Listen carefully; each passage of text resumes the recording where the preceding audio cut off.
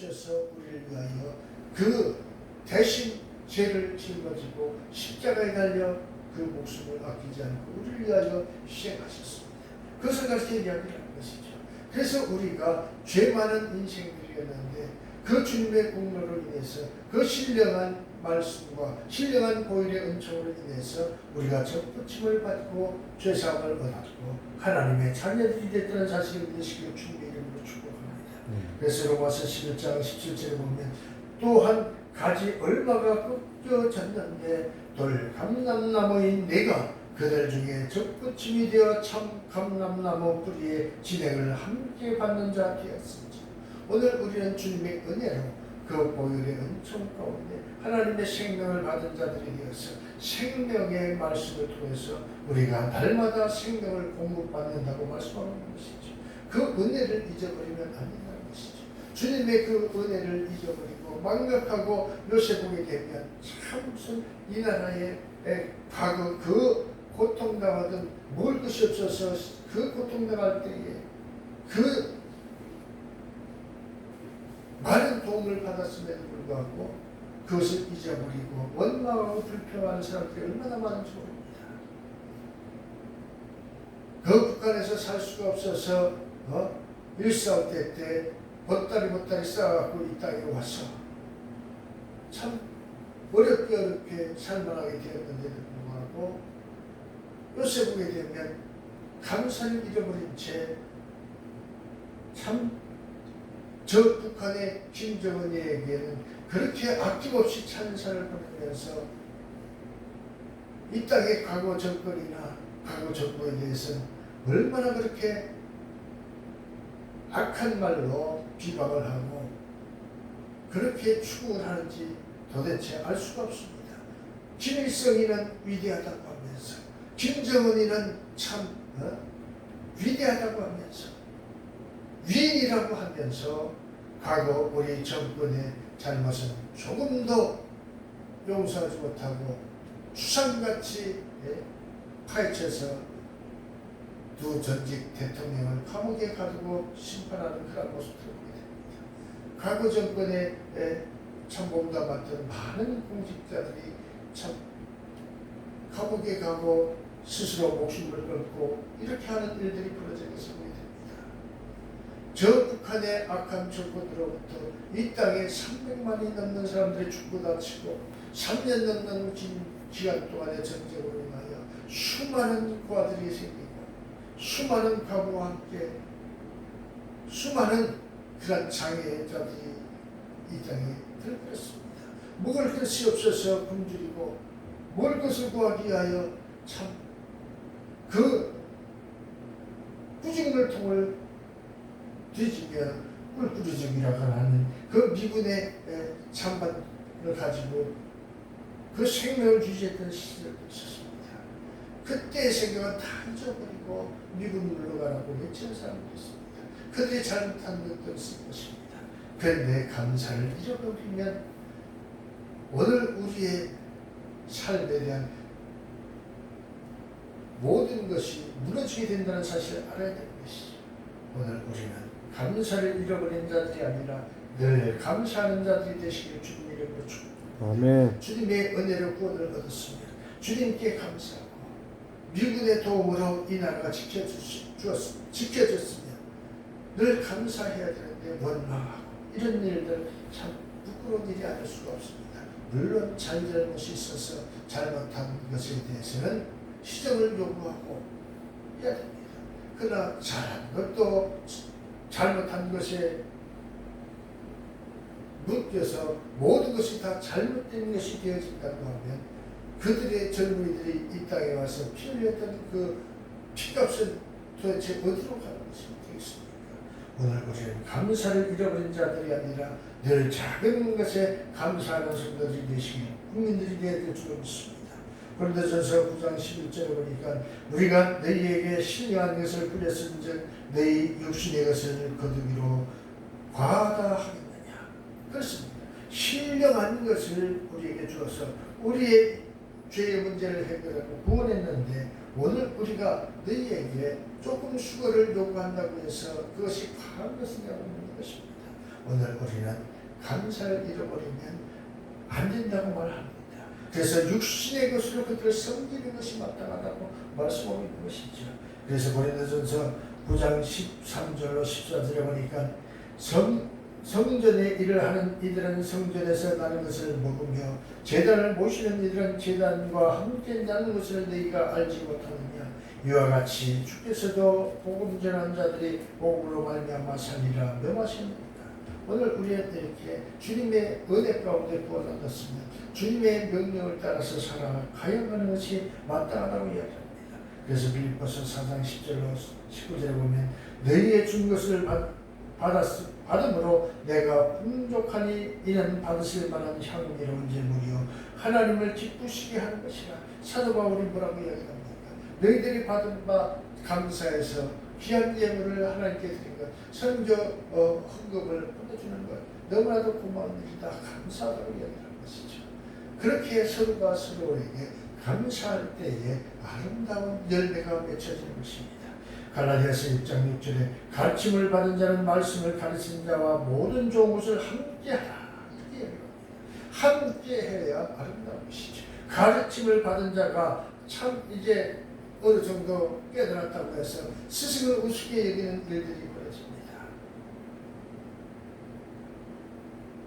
이것이 과연 옳은 일이겠느냐 하는 것입니다.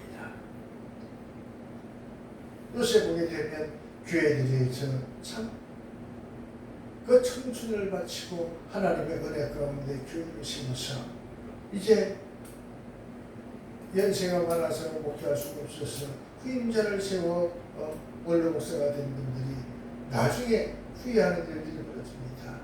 후임자를 잘못 세웠다고 이렇게 이야기하는 것입니다. 과거에 그 눈물로 피땀 흘려 세운 교회에 그냥 후임자로 들어와서 과거 그 원로 목사가 행했던 모든 수고를 우습게 생각을 하고 원로 목사를 대접하지 않고 교회에서 떠나라고 이렇게 요구하는 그런 후임자들이 있다는 것입니다. 얼마나 참 잘못된 것인지. 후임자를 섬기고 또 공경하는 것이 마땅히 후임자가 할 도리일 것입니다. 요새 보게 되면 참 그런 일들이 너무나도 많다고 어떻게 이야기합니다. 물론 원로 목사님이 모든 것을 내려놓고 맡기면 좋을 텐데 그렇지 못할 때도 있을 것입니다. 그렇다고 해서 그 모든 것을 무시하고 나가라고 한다고 하면 그것은 마땅히 후임자로서 할 도리가 아닌 줄 압니다. 오늘 그것을 그렇게 이야기합니다. 갈라디아서 6장 6절 가르침을 받은 자는 말씀을 가르친 자와 모든 좋은 것을 함께 하라고 이야기합니다. 함께 해야 되는 것이죠. 나이가 많아서 힘이 없다고 우습게 생각을 하고 그런 일들은 옳은 것이라고 할 수가 없는 것입니다. 그리고 또 복음의 빚진 자 되므로 인해서 그 빚을 갚는 자가 되어야 되는 것입니다. 빌립보서 1장 19절에 보면 나 바울이 친필로 쓰노니 내가 갚으려니와 너는 이외에 네 자신으로 내게 빚진 것을 내가 말하지 아니하노라. 이 사도 바울이 노년에 참 원치 않게도 감옥에 가 있는 동안에 그곳에서 한 젊은이를 만납니다. 그러면서 그가 복음을 영접하고 그 사도 바울을 극진히 섬깁니다. 근데 알고 봤더니 이는 주인의 집에서 살아가던 그런 노예였습니다. 종이었습니다. 그런데 그 종으로서 주인을 섬기는 일이 힘들다고 도망나온 참 노예였던 것이죠. 그때 알고 봤더니 이 노예가 그 사도 바울이 잘 아는 그러한 사람의 노예였다는 것이죠. 그건 뭐냐? 빌레몬이라는 것이죠. 오늘 그렇게 이야기합니다. 그리스도 예수를 위하여 갇힌 자 된 바울과 및 형제 디모데는 우리의 사랑하는 자요 동역자인 빌레몬과 및 자매 아비아와 및 우리와 함께 군사된 아킨보에게 네 집에 있는 교회에게 편지하노니 같은 중에서 난 아들 오네시모를 위하여 내게 간구하노라. 오네시모라고 하는 사람이 있었는데 너희의 종이었다는 것을 내가 알았다. 그런데 오늘 내가 그가 꼭 필요한데 너희들에게 도망쳐 왔다고 해서 수도권을 세워서 잡으러 올 것이 아니요 내가 그를 너희들한테 보낼 것이다. 그러니 네가 나를 봐서 그를 용서하고 그를 나를 위하여 다시 보내달라고 이렇게 사도 바울은 이야기합니다. 그것은 무엇입니까? 사도 바울이 종종이 이 빌레몬에 있는 성도들에게 제자들에게 이렇게 편지하는 것은 무엇입니까? 그러나 너희들이 용서하지 않으면 나도 용서할 수가 없다는 것이죠. 받아들일 수가 없다는 것이죠. 그래 네가 나에게 배우고 은혜를 입었으면 오늘 이 오네시모를 용서하고 내게로 보내달라. 그리고 그가 너희들에게 빚진 것이 있으면 내가 대신 갚겠다. 그렇게 하는 것입니다. 그런데 또 마지막에 뭐라고 얘기를 하느냐. 너희들이 내게 빚진 것이 있다면 내가 그것에 대해서 일절 너희에게 빚을 갚아라 이런 얘기 안 하겠다는 것입니다. 무슨 빚을 졌겠습니까? 사도 바울에게 은혜의 빚을 진 것이죠.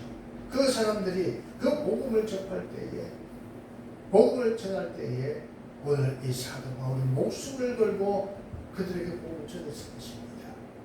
그런데 그들이 이제 그 사도 바울의 전도를 통해서 구원을 얻었다면 큰 빚을 진 것이죠. 그럼에도 불구하고 사도 바울은 이렇게 이야기하는 것이죠. 내가 너희들에게 베푼 것은 감사함으로 은혜로 베푼 것이라는 것입니다. 그런데 그것에 대해서 너희들이 빚으로 생각하지 말라는 것입니다. 내가 너희들에게 아무것도 바라는 것이 없더라고 이야기합니다. 오직 믿음으로 너희들의 믿음을 지키는 것이라고 이야기하는 것이죠. 그런데 이 오네시모가 너희들에게 빚진 것이 있으면 대신 내가 갚겠다고 이야기를 하는 것입니다. 오늘 우리는 주님께서 분명히 이렇게 이야기합니다.